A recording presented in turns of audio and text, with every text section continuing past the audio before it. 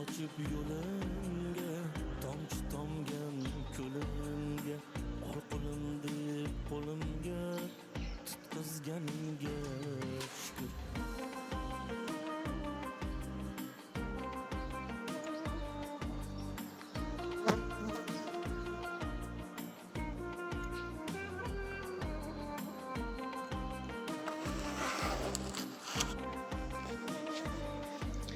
Mana shunday qilib bemorlarga arini tayyorlayapmiz.